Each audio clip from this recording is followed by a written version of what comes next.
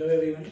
आज 11th class के chemistry का third chapter classification of elements and periodic properties, उसका सेकंड लेक्चर लेके आ रहे हैं। चैप्टर का नाम है क्लासिफिकेशन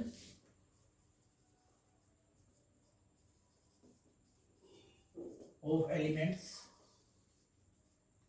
एंड पीरियोडिक प्रॉपर्टीज। ठीक है, क्लासिफिकेशन के बारे में पढ़ चुके हैं, पीरियोडिक प्रॉपर्टीज की बात चल रही थी कि हम क्लासिफिकेशन की अलग अलग थ्योरीज पढ़ चुके हैं, अलग अलग डेवलपमेंट्स पढ़ चुके हैं। सबसे पहले डोब्रेनियर ट्रायड्स पढ़ा, उसके बाद न्यूलैंड्स का लॉ ऑफ ऑक्टेव्स पढ़ा, उसके बाद मेंडलीव और लोथरमेयर के बारे में बात की। फिर हमने पढ़ा कि मेंडलीव ही जो पीरियोडिक टेबल था उसका फादर था, उसी की रिसर्च पब्लिश हुई थी, इसलिए उसको उसका क्रेडिट मिला। उसके बाद जो मॉडर्न पीरियोडिक टेबल आई या मॉडर्न पीरियोडिक लॉ आया, उस पर बात करते हैं। आज का पहला टॉपिक है मॉडर्न पीरियोडिक लॉ।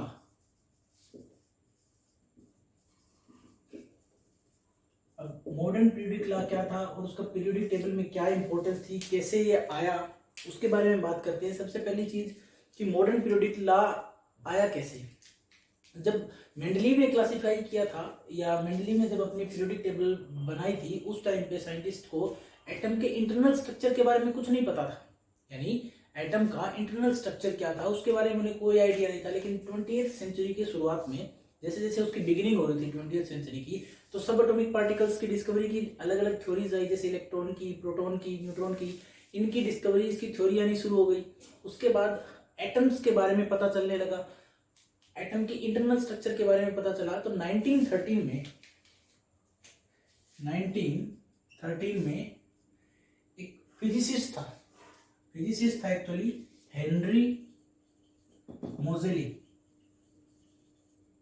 ठीक है, हेनरी मोजेले एक फिजिसिस्ट था 1913 में। उसने क्या किया, एलिमेंट के एक्सरे स्पेक्ट्रा की रेगुलरिटी को ऑब्जर्व किया। जब उसने एलिमेंट्स का एक्सरे स्पेक्ट्रा देखा तो उसको उसमें कुछ रेगुलरिटीज मिली और उसने क्या किया, एक प्लॉट बनाया किसके बीच में, अंडररूट न्यू और वर्सेस किसका, atomic number and atomic weight. अलग अलग दो प्लॉट उसने डिस्क्राइब किए। दोनों प्लॉट जब उसने बनाए तो उसने क्या पाया कि जब भी डेल्टा न्यू और एटॉमिक नंबर के बीच में अंडररूट न्यू और एटॉमिक नंबर के बीच में जब भी ये प्लॉट किया गया, ग्राफ प्लॉट किया, तो उनके बीच का जो रिलेशनशिप था वो एक बिल्कुल लीनियर यानी स्ट्रेट लाइन ग्राफ आया। ऐसा बिल्कुल स्ट्रेट लाइन ग्राफ यानी स्ट्रेट लाइन ग्राफ आया। तो इसके बेस पे उसने क्या कंक्लूजन दिया, और इसमें भी कंक्लूजन से पहले एक चीज और कि ये न्यू क्या है, यहाँ पे जो न्यू है ये था जो एमिटेड एक्सरे थी उसकी फ्रीक्वेंसी थी। यानी जो एक्सरे स्पेक्ट्रा था उसमें जो एमिटेड एक्सरे थी उसकी फ्रीक्वेंसी को न्यू माना था उसने। यहाँ पे उसी को न्यू लिया था, अंडररूट न्यू का प्लॉट किया था उसने किसके वर्सेस एटॉमिक नंबर और एटॉमिक वेट के, और एटॉमिक नंबर के साथ वो लीनियर रिलेशनशिप में आया, बिल्कुल स्ट्रेट लाइन ग्राफ बना। इसीलिए उसने क्या कहा कि ये मोर प्रोफाउंड है, ये एटॉमिक नंबर मोर फंडामेंटल प्रॉपर्टी है किसकी, एटॉमिक वेट से मोर फंडामेंटल प्रॉपर्टी कौन सी है, एटॉमिक नंबर एलिमेंट्स की। और उसने क्लासिफिकेशन के लिए फिर दिया। उसके बाद आया मॉडर्न पीरियोडिक लॉ और उसी के बेस पे आया मॉडर्न पीरियोडिक लॉ। और मॉडर्न पीरियोडिक लॉ क्या कहता है, मॉडर्न पीरियोडिक लॉ क्या स्टेट करता है, ये लिखते हैं डेफिनेशन पूरी पीरियोडिक लॉ की, पूरी डेफिनेशन लिखते हैं कि मॉडर्न पीरियोडिक लॉ क्या कहता है।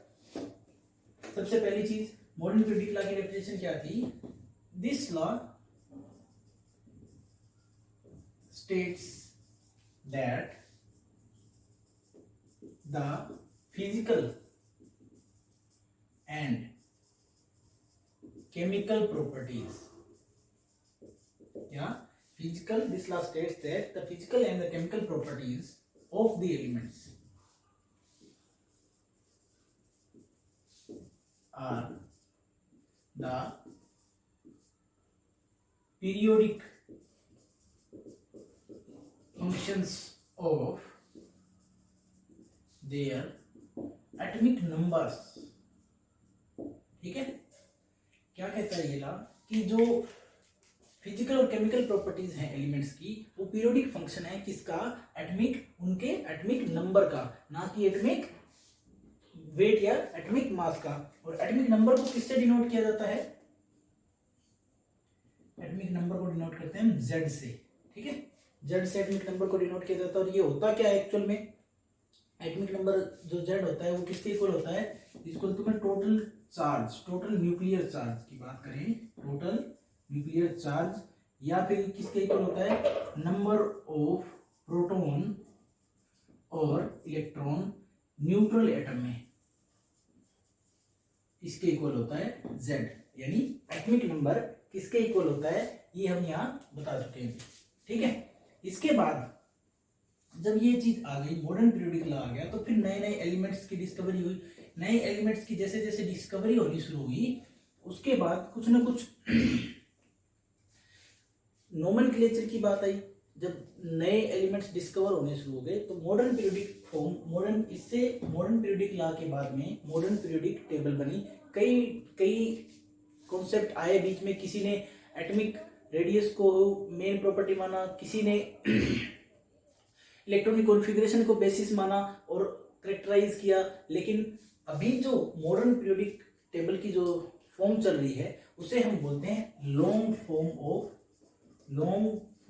Of periodic table. Periodic table का लॉन्ग फॉर्म है। इस फॉर्म में टोटल 18 ग्रुप्स हैं। ग्रुप्स कितने हैं, 18, और पीरियड्स कितने हैं, 7। कैसे, हॉरिजॉन्टल रो को इसने क्या बोला है, ग्रुप्स, और इसने हॉरिजॉन्टल रो को बोला है पीरियड्स, और जो वर्टिकल कॉलम थे उनको क्या बोला है, ग्रुप्स और फैमिलीज भी बोला है। जैसे carbon family, boron family, halogen family, nitrogen family, हमने वैसे तो हम पढ़ते ही हैं। अब देखो इन चीजों को उसने ये बोला, टोटल ग्रुप कितने थे, 18, और पीरियड्स कितने थे, 7। सबसे पहला हाइड्रोजन था, सबसे लास्ट हीलियम था, उसके बाद lithium, sodium, potassium, rubidium, caesium, francium,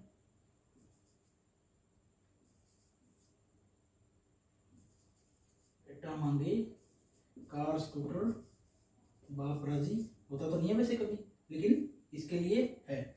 उसके बाद बेरिलियम, फिर यहां आया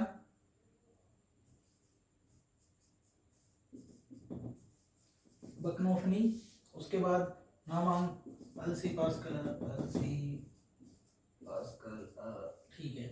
बीच में जो है यहां से यहां तक वो है डी ब्लॉक, पूरा का पूरा। ठीक है, यहाँ नीचे है एफ ब्लॉक वाले, बिल्कुल नीचे उनको अलग रखा जाता है, एफ ब्लॉक को बिल्कुल ही अलग रखा जाता है। ठीक है, ये कुछ जनरल आइडिया है पीरियोडिक टेबल का। पूरी पीरियोडिक टेबल आप अपनी बुक्स में देख सकते हैं, इंटरनेट पे देख सकते हैं, गूगल कर लें, पूरी पीरियोडिक टेबल की फोटो मिल जाएगी आपको, डाउनलोड कर लें, उसको याद करें। याद करने का अपना तरीका होना चाहिए, दूसरे का तरीका याद करोगे तो रट्टा लगेगा, लेकिन अगर अपना खुद का तरीका बना के याद करोगे तो भूलोगे नहीं, हमेशा के लिए याद रह जाएगा। ठीक है, उसके बाद जब मॉडर्न पीरियोडिक टेबल की फॉर्म आ गई तो उसके बाद क्या हुआ कि नए नए एलिमेंट्स बने, मेन मेड एलिमेंट्स की डिस्कवरी होने लगी। जो मेन मेड एलिमेंट्स थे उनमें फिर दिक्कत क्या आई कि कुछ एलिमेंट्स में ये दिक्कत आई कि उनको अलग अलग जगह से अलग अलग साइंटिस्ट ने क्लेम किया कि मैंने बनाया है। जैसे एक एलिमेंट था जिसका एटॉमिक नंबर क्या था, 104 जिसका एटॉमिक नंबर था, उसको अमेरिकन्स और सोवियत दोनों साइंटिस्ट ने क्लेम किया कि हमने बनाया। अमेरिका वालों ने इसका नाम क्या रखा, रदरफोर्डियम, और सोवियत वालों ने इसका नाम रख दिया कुर्चेटोवियम।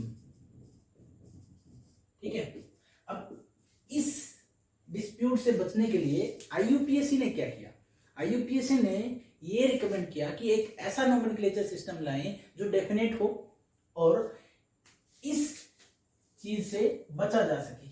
ठीक है, तो उन्होंने क्या रिकमेंड किया कि एटॉमिक नंबर की ही प्रॉपर्टी के रूप में रूट्स को लिया, किसके, 0 और 1 से 9 तक के रूट्स को लिया जो कि एटॉमिक नंबर को कंस्टिट्यूट करते हैं, और उसके साथ लास्ट में सफिक्स क्या लगाएगा, लास्ट में एक सफिक्स लगाया जिसको बोलते हैं IUMEM। ठीक है, ये सफिक्स लगाया।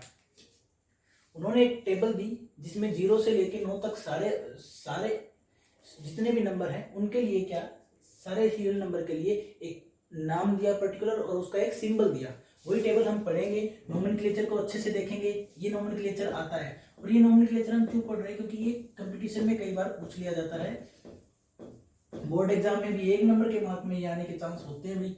अब देखो, जिसका भी एटॉमिक नंबर 100 से ज्यादा है ये उसके लिए उसी के लिए एप्लीकेबल है, यानी एटॉमिक नंबर ग्रेटर देन 100 हो, 100 से ज्यादा जब एटॉमिक नंबर हो तब की बात कर रहे हैं। जैसे अब जो टेबल थी मैं वो टेबल बना रहा हूं, यहां पे मैं लिख रहा हूं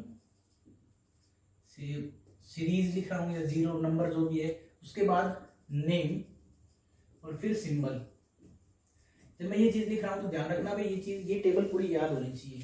0 के लिए जो नाम था वो था नील, स्मॉल एन नील, और स्मॉल एन इसका सिंबल। 1 के लिए था एन और यू इसका सिंबल, 2 के लिए बाई, बी इसका सिंबल, 3 के लिए ट्राई और टी इसका सिंबल, 4 के लिए क्वाड और क्यू इसका सिंबल, 5 के लिए पेंट, पी इसका सिंबल, 6 के लिए हेक्स, एच इसका सिंबल, 7 के लिए सेप्ट, एस इसका सिंबल, 8 के लिए ऑक्ट, ओ इसका सिंबल, 9 के लिए एन, ई डबल एन और ई इसका सिंबल।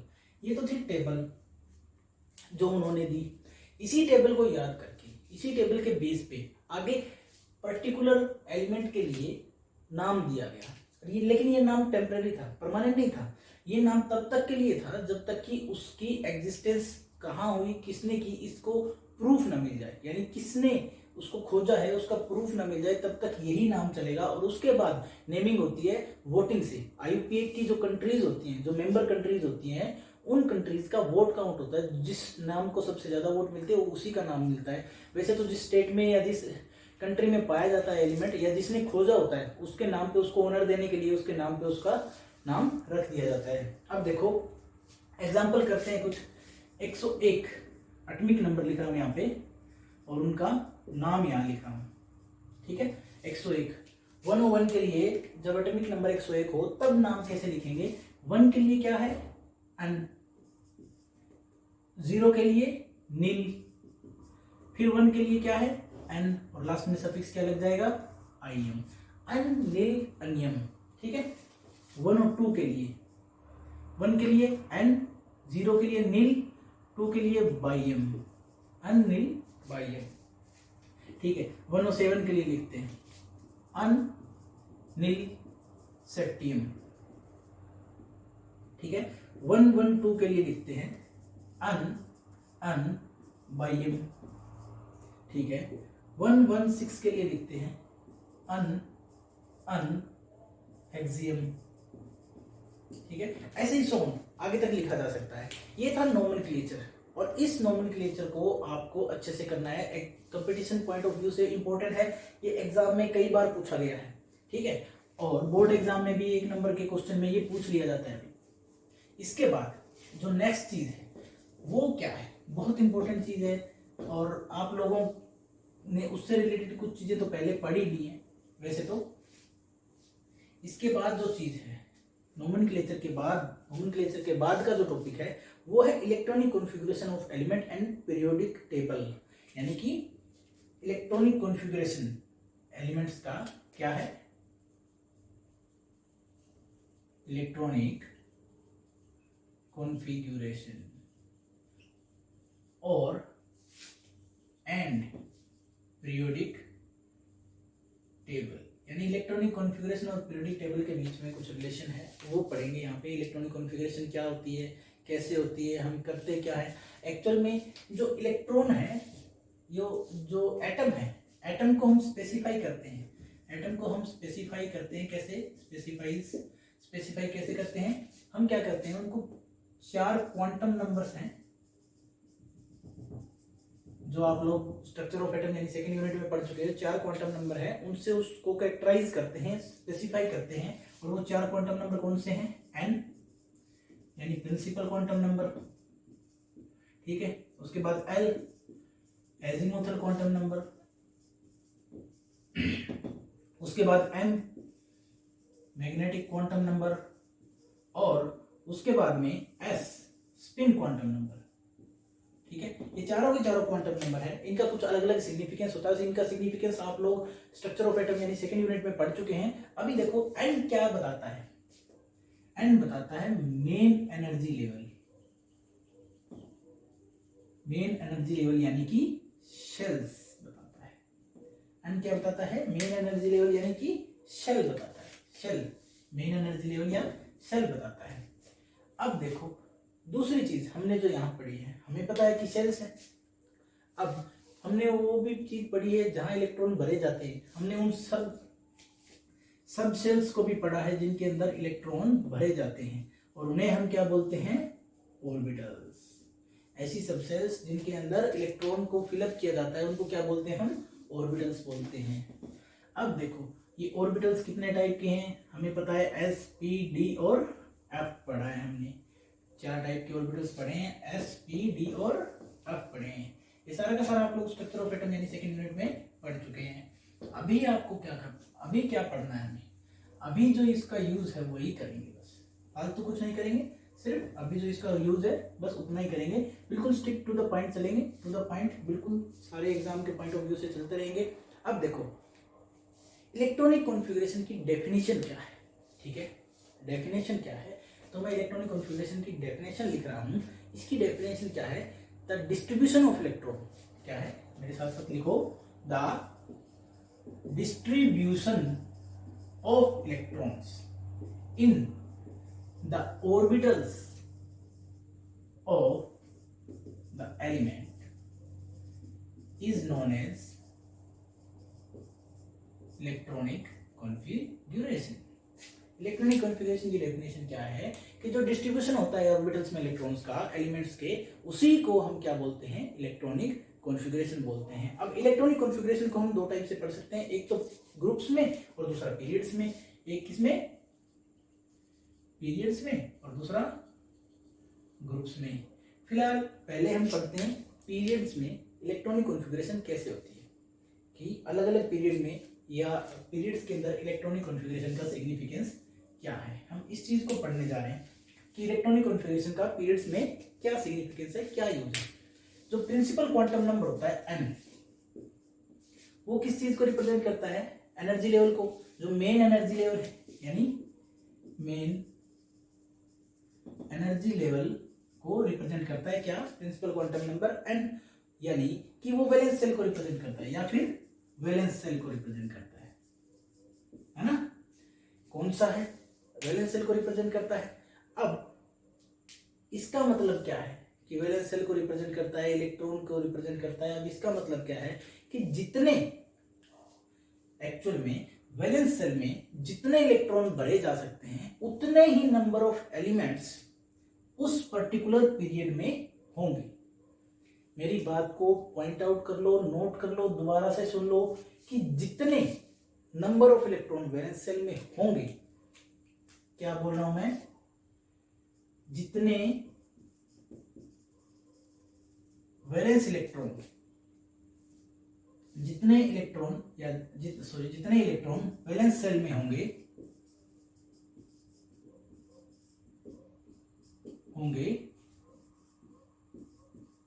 उतने ही एलिमेंट्स उस ग्रुप में पॉसिबल होंगे। कहने का मतलब क्या है कि जितने इलेक्ट्रॉन होंगे ना उतने ही एलिमेंट्स पॉसिबल होंगे, और जितने इलेक्ट्रॉन होंगे उसका आधा क्या होगा, उसके अंदर ऑर्बिटल्स होंगे। यानी उस ग्रुप में जितने वैलेंस शेल में इलेक्ट्रॉन्स होंगे उतने ही उसमें क्या आ सकते हैं उसमें एलिमेंट्स आ सकते हैं। अब इसी चीज को मैं स्पेसिफाई करूंगा विद एग्जांपल्स, एग्जांपल के साथ कैसे बता सकते हैं इसी चीज को, ठीक है। इस चीज को बताऊंगा, क्वेश्चन भी आता है, एनसीईआरटी का क्वेश्चन भी है, वो क्वेश्चंस भी डिस्कस करेंगे कैसे करना है क्या करना है, ठीक है।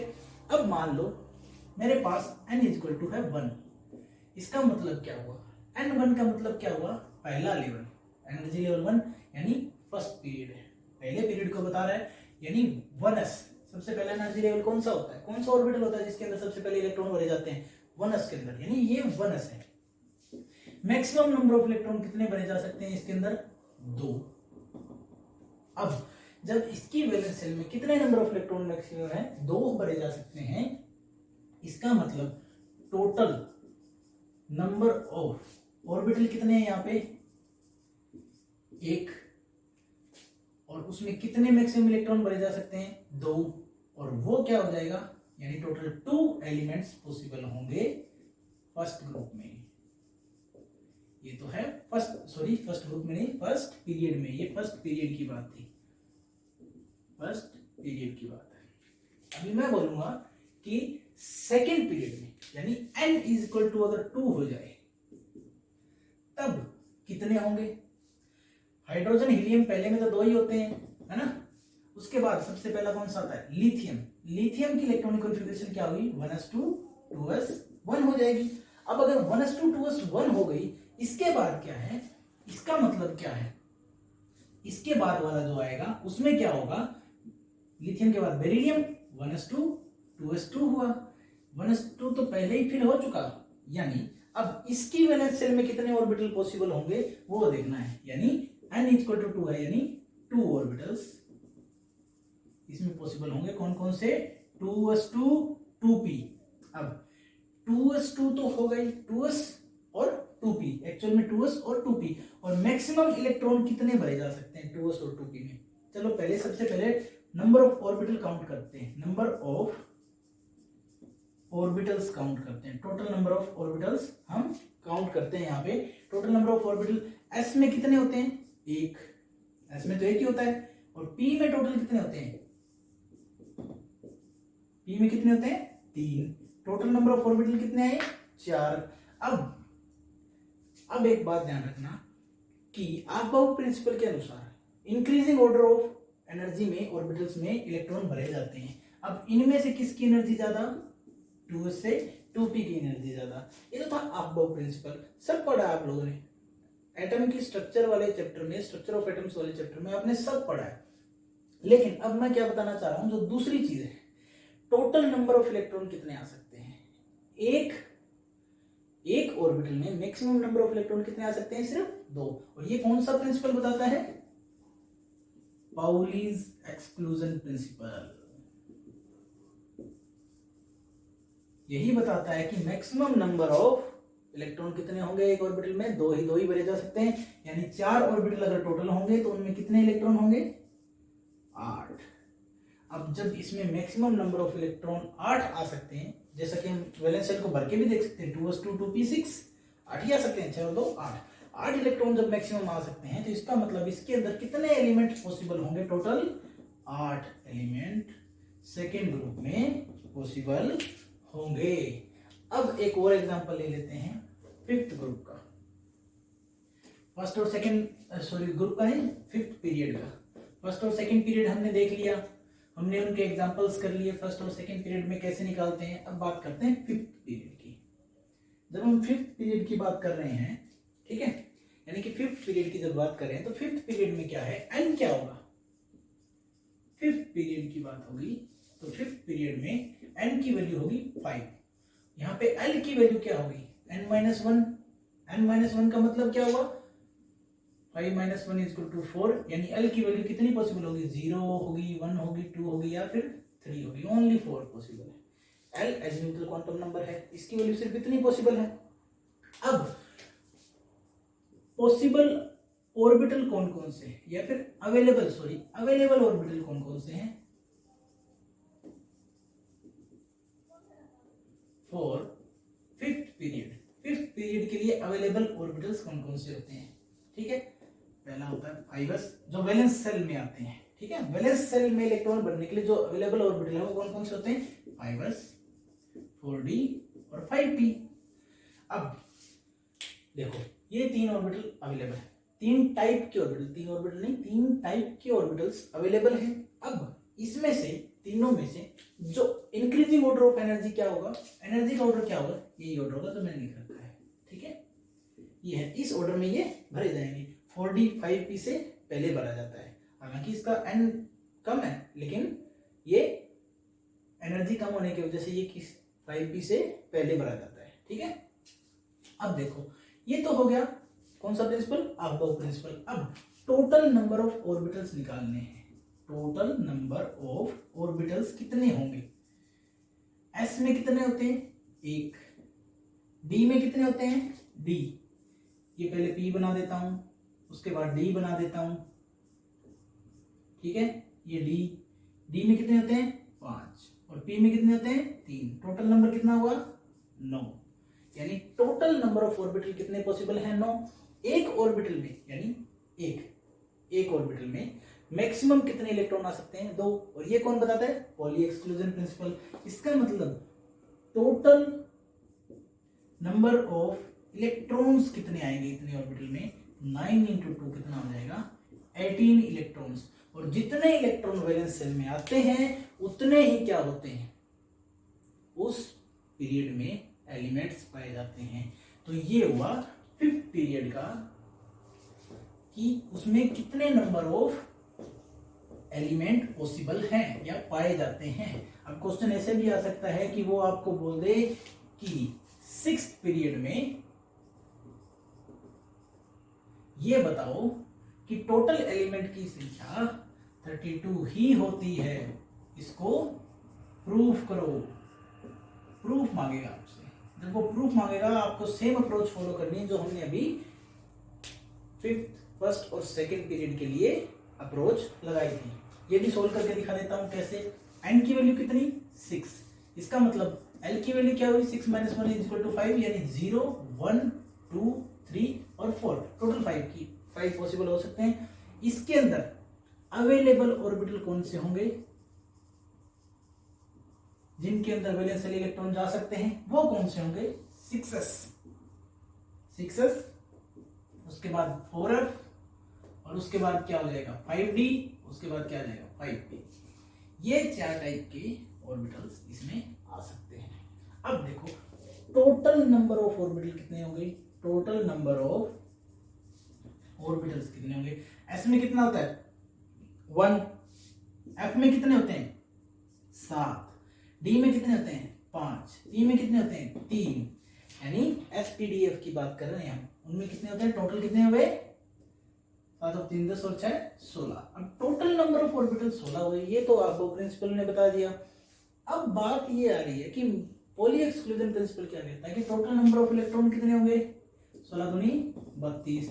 और मैंने सबसे पहले ये टॉपिक शुरू करते यही बताया था कि जितने total number of electron valence shell में होंगे उतने ही उस पीरियड में एलिमेंट्स पाए जाएंगे। तो आपसे कोई पूछ ले कि 32 एलिमेंट क्यों होते हैं, कैसे होते हैं, प्रूफ कीजिए, तो ये रहा तरीका, ऐसे ही प्रूफ करना है। ये तो बात थी कि पीरियड्स में इलेक्ट्रॉनिक कॉन्फ़िगरेशन कैसे चलती है। अब दूसरे तरीके से भी देख लेते हैं कि ग्रुप्स में कैसे चलती है इलेक्ट्रॉनिक कॉन्फ़िगरेशन। इलेक्ट्रॉनिक कॉन्फ़िगरेशन इन ग्रुप्स, यानी इलेक्ट्रॉनिक कॉन्फ़िगरेशन इन क्या है? ग्रुप्स और फैमिलीज। ठीक है, मेन बात क्या है कि सिमिलर फिजिकल और केमिकल प्रॉपर्टीज वाले एलिमेंट को इन वर्टिकल कॉलम्स में रखा गया था और उन्हीं वर्टिकल कॉलम्स को हम क्या बोलते हैं? ग्रुप्स या फैमिलीज बोलते हैं। ठीक है, अब ध्यान से देखना, इलेक्ट्रॉनिक कॉन्फ़िगरेशन जब लिख रहे हैं तो उसमें एक चीज ध्यान से देखना, हाइड्रोजन वाला, hydrogen family, lithium, sodium, potassium, rubidium, caesium और फ्रेंशियम, फिर beryllium, magnesium, calcium, strontium, barium, radium. ठीक है, उसके बाद boron, carbon, nitrogen, oxygen, fluorine, neon, और यहाँ पे हीलियम था भाई शुरुआत में, ऊपर में हीलियम। अब इसके सामने aluminium, silicon, phosphorus, sulphur, chlorine और आर्गन। ठीक है, इसके बाद यहां से क्या होता है, शक्ति वकर मन पे को नी को जन।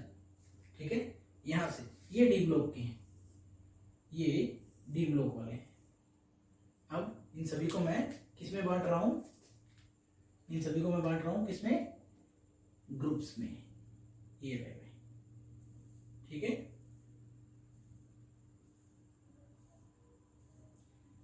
मैं सिर्फ ऊपर वाले लिख रहा हूं, बाकी नहीं लिख रहा हूं। ठीक है, तो मैं इनको सिर्फ ग्रुप्स में बांट के दिखा रहा हूं, पूरी पीरियोडिक टेबल नहीं लिख रहा हूं। ठीक है, पूरी पीरियोडिक टेबल को आपको समझना है भाई अपने आप, पूरी पीरियोडिक टेबल को, ये वाला। ठीक है, अब देखो ग्रुप नंबर, टोटल ग्रुप कितने, 18। फर्स्ट, सेकंड, ये third, fourth, fifth, six, seventh, 8, 9, 10, 11, 12, 13, 14, 15, 16, 17 और ये है 18 ग्रुप। अब ध्यान रखना, डी ब्लॉक वालों को छोड़ के इनको बोलते हैं डी ब्लॉक एलिमेंट्स। इनको डी ब्लॉक एलिमेंट्स क्यों बोलते हैं, ये भी पढ़ना है हमें, तो मैं बता देता हूं कि डी ब्लॉक एलिमेंट इसलिए बोलते हैं क्योंकि इनके अंदर वैलेंस शेल में फिर क्या है, डी ऑर्बिटल्स भी पार्टिसिपेट करते हैं बॉन्डिंग में। जब ये कंपाउंड या ये एलिमेंट बॉन्डिंग करते हैं तो इनके डी ऑर्बिटल भी पार्टिसिपेट करने लग जाते हैं, किसमें, बॉन्डिंग में। ठीक है, इसीलिए इनको क्या बोलते हैं, डी ब्लॉक एलिमेंट्स, यानी इनके जो वैलेंस इलेक्ट्रॉन होते हैं वो डी ऑर्बिटल में पाए जाते हैं। ठीक है, अब इन दोनों को कंबाइनली क्या बोलते हैं, एस ब्लॉक एलिमेंट, यानी ग्रुप 1 और ग्रुप 2 को एस ब्लॉक एलिमेंट बोलते हैं। ग्रुप 1 को बोलते हैं अल्काली मेटल्स और ग्रुप 2 को बोलते हैं अल्कलाइन अर्थ मेटल्स बोलते हैं। ठीक है, और ये लास्ट, ये नोबल गैसेस का ग्रुप होता है, ये सारी की सारी नोबल गैस हैं। और यहां से यहां तक ये क्या है, पी ब्लॉक एलिमेंट्स। इनमें जो वैलेंस शेल में इलेक्ट्रॉन पाए जाते हैं वो पी ऑर्बिटल में पाए जाते हैं, इसलिए इनको पी ब्लॉक एलिमेंट्स भी कहा जाता है। अब देखो यहाँ इलेक्ट्रॉनिक कॉन्फ़िगरेशन का क्या रोल है, पहले बता रहा हूं, देखो एग्जांपल्स के साथ चलेंगे, बिल्कुल आराम से, कोई दिक्कत नहीं है। हाइड्रोजन में तुम्हें पता है कि एक इलेक्ट्रॉन होता है, सबसे पहले वाला बंदा भाई। ठीक है, उसके बाद बारी आती है लिथियम की 1s2 2s1। सोडियम की बात करते हैं, सोडियम की 1s2 डायरेक्ट लिखते हैं, सोडियम का डायरेक्ट लिखते हैं, उससे पहले क्या है, नियोन आता है। ठीक है, तो नियोन, और इसमें क्या लिख देंगे, 3s1, सिंपल। हर बार यहाँ ग्रुप नंबर, यहाँ period 3rd 4th 5th 6th और 7th 7 पीरियड होते हैं, यहाँ पीरियड नंबर बढ़ते जाएंगे, जिस पीरियड का नंबर आएगा उसी का बैलेंस